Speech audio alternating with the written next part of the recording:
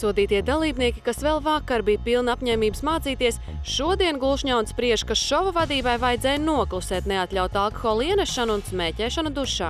Kāpēc viņi nevarēja noklusēt šo? Tas laikam bija piliens jūrā. Man tā arī notikās, kad es uz samatu sāku bļaustīties. Kad krājās. Un sakrājās viss, un tas vairs nebija izturami. Ja es būtu kaut ko tādu iepriekš, kaut ko vispār bišķiņu kaut ko izdarījis sliktu, es saprotu, cik varu.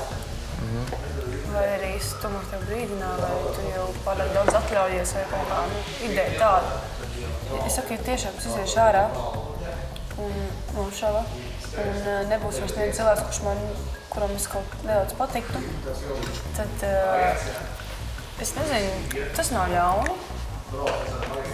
Evī, tā nebūs. Nedomā par to. Strādā.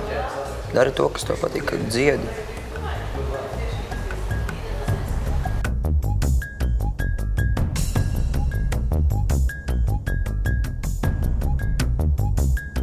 Cik bija forši viss?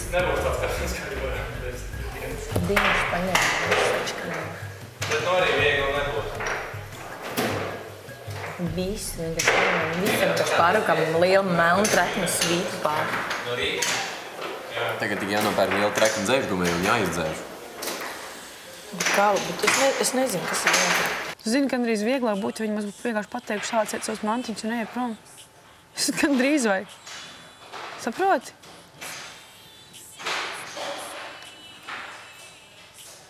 Es uzskatu, ka tas bija tikai cilvēcīgi, ka mums vajadzēja norauties, mēs norāvāmies. Mēs arī sākām ar to pašu davai, liekam, kāds ir šis. Vienkārši pārāk daudz uzticējāmies. Un tas šķist, ka pārāk daudz uzticējāmies. Un aizies vēl tā, ka mēs ka esam jūs pavilkuši. Ja mēs esam tie ļaunie. Domā. Bet loģiski. Man šeit, ka tur vispār sīkumos nekā nav. Es sāku just, ka tas sots bišķi paliek. Ja mēs vēl ceturtdien netiekamies ar grupu, tad es nezinu. Es nesaprotu, kāpēc viņi ir tik necilvēcīgi. Viņiem tagad ir prieks par to, ka mēs tā ciešam.